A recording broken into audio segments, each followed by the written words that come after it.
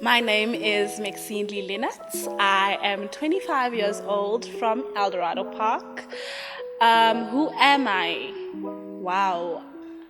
I think I've evolved so much in the past few months that I don't even know who I am anymore, because I'm in a place of transitioning into becoming the girl that I've always wanted to be.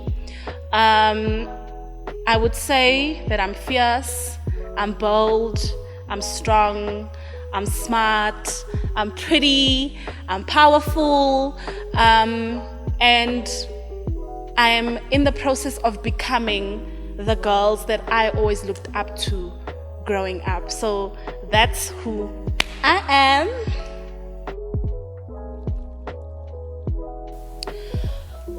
This is a very tough question. What do I do? For the first time in my life, I can't say that, hey, this is a radio personality, this is a model, because I'm in a place of growth. I recently just finished college. I'm an advertising major and I'm unemployed at the moment, but there's a lot of things that I'm busy with. So I'm not someone that can say, hey, I'm an actor or this, because I do a lot of things.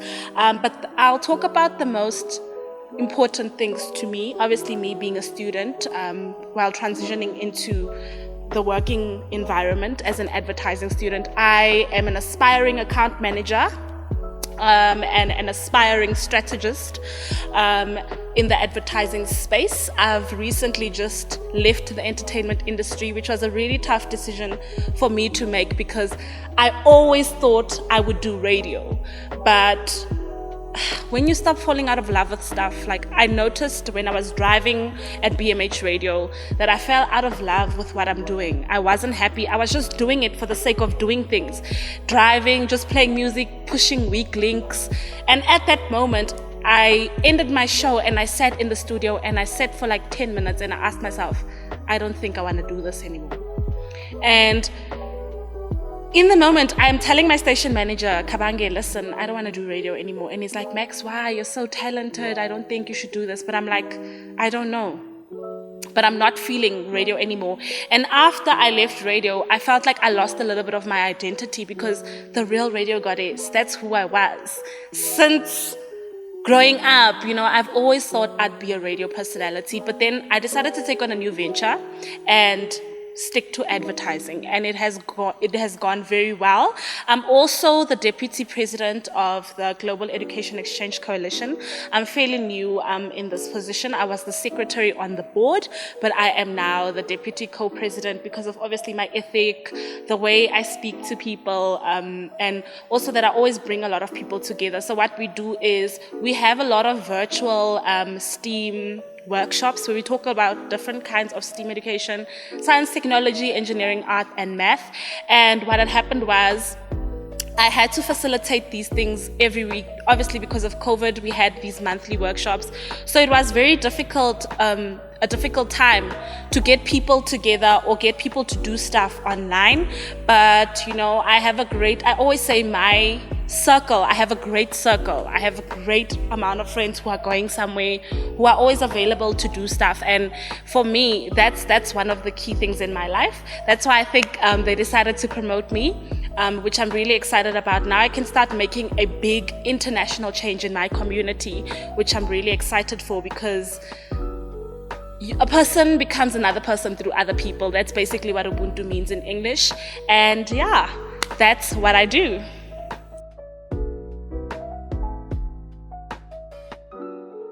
Why do I do what I do? I'm going to start off with geek, right? I think it's important, because of the community that we're out of, Eldorado Park, it's important for us to be able to have connections in a global spectrum, so that we can provide opportunities that government overlooks. I mean, we have a bursary scheme where we supply students with laptops, and I mean, these are state-of-the-art quality Microsoft laptops. And I mean, it's a drop in the ocean, but I don't mean to sound stereotypical or anything, but the government would rather sponsor 5 kids in different areas and overlook elders. Whereas I now have the power to look for students in my community and empower them with a laptop, invite them to showcase their talent. I mean, we're busy with a project called The Tale of Two Cities, where I got 2 up-and-coming artists that I know to be part of the global project. And I mean, those are opportunities that we don't really receive. So that's the reason why I decided to keep my position at Geek. And obviously being the co-president puts me now in a very beautiful place of power, if I can say so. But for me, that's the most important element that I want to achieve with Geek. Regarding advertising, I fell in love with advertising last year. And you know, when you sit and watch an ad, you don't think about all the work that goes into it. But I like the strategy behind it, the fact that the message is specified to a specific target. And I mean, we, as a content producer or as people who like do these things, we just shoot, you know, even me, I just shoot for Instagram, I just see a camera, I'm always just there. But knowing that you can build something and have a strategy around it, make sure that it's aimed to the right people, that you speak the right message, it comes across to the right people. For me, that's the reason why I'm in advertising, to learn more about strategy, to learn more about breaking the bounds of creativity. I mean, I hope I work for the Grey Wolf agency. I'm speaking that into the atmosphere, because they break boundaries.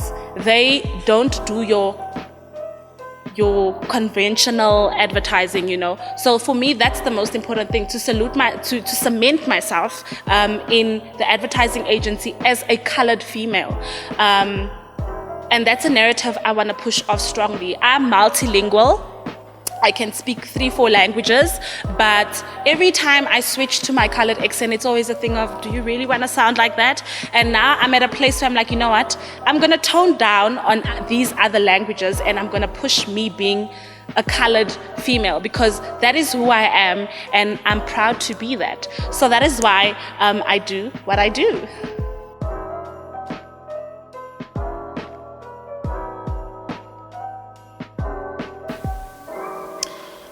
Oh, this is a very deep question, and I hope that I don't cry. But I don't want to lie. It wasn't easy. It's never been easy. Like, especially with me growing up, you know, I always felt like an outcast in my family, in my friendships. I've never felt like I've had my own. And that had molded me to become this overconfident girl, this bold girl who's always standing up for herself, which is a good thing. But in the same breath, you just constantly feel empty. And it really wasn't easy. But I must say, if it wasn't for my community, being my church, being people that I've known in the church, being friends that I had, I would never have been where I am today. That's something that I will always testify about.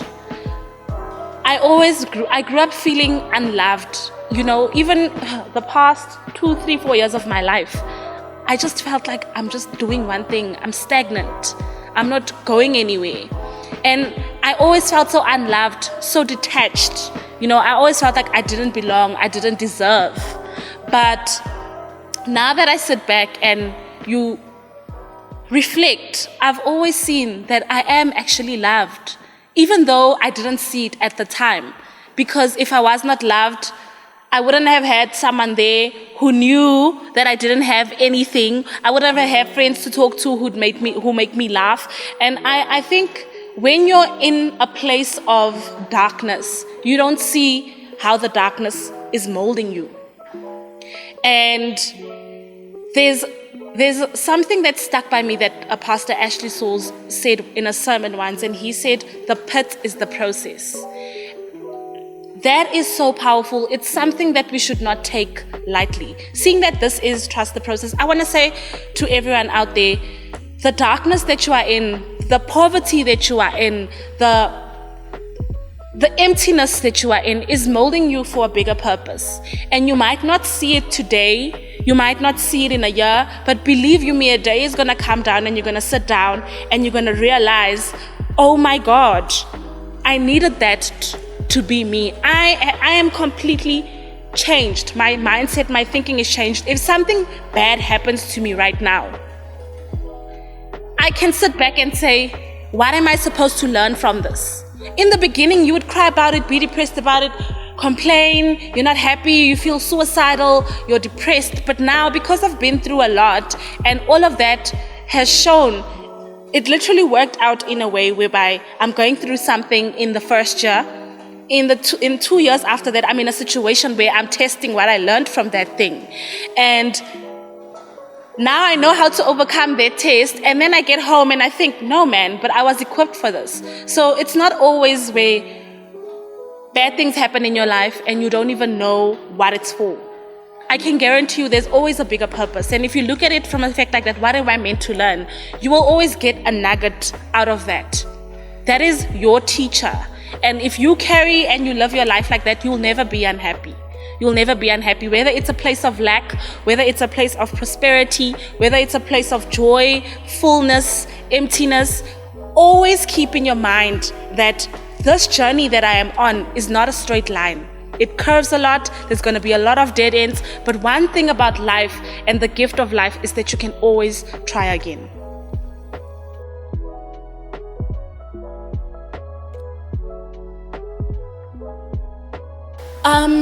If I look back to where I was in 2019 to where I am today, that's a space of 2-3 years. A lot of healing has taken place in my life, a lot of acceptance, a lot of restoration, and I feel like I'm not even where I want to be yet. So I won't say that it took me this much time to get to where I want to be. However, what I can say is that my soul is at peace. I am content with my flaws. I am content with all the mistakes I've made in my life. I'm content with all the people that have hurt me and have never asked me for forgiveness. And I am content with going to everyone that I've hurt and have asked for forgiveness. And I have learned to do this and walk this journey in the past 2 years. So now I am more equipped to be a better person, to have positive thoughts, to have a positive approach on life.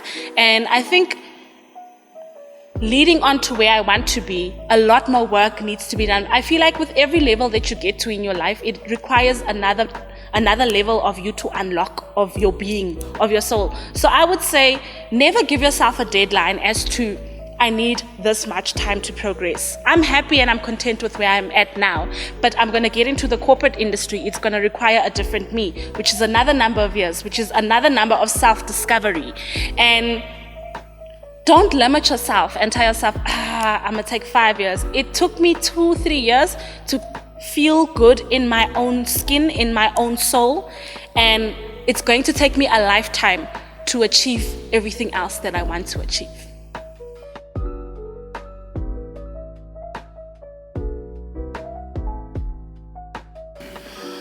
What does trust the process mean to me? Quick story. So my family and I went to the Northern Cape for Easter this year. And me and my dad always have these conversations, like we're very tight, like close. So we always have these conversations. And my dad said something to me that stuck with me.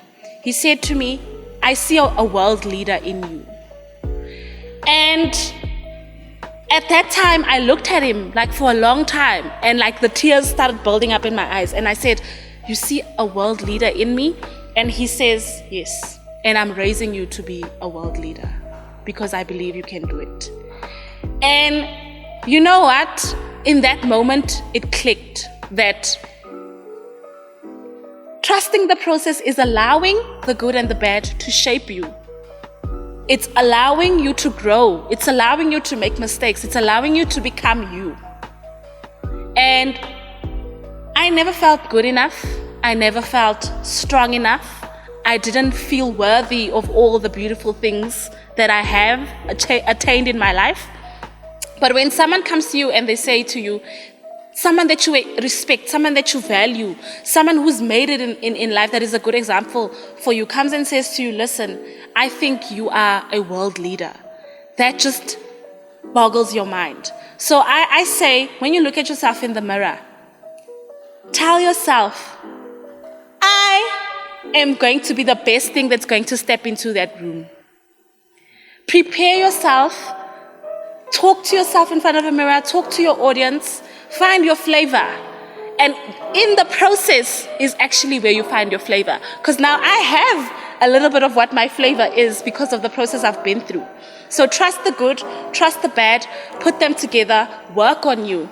And I promise you, that process is what will guide your path. So trust yourself, trust the decisions you make, trust what you pray for, trust your faith, trust in God, and then ultimately that process that you are on will allow you to trust the process.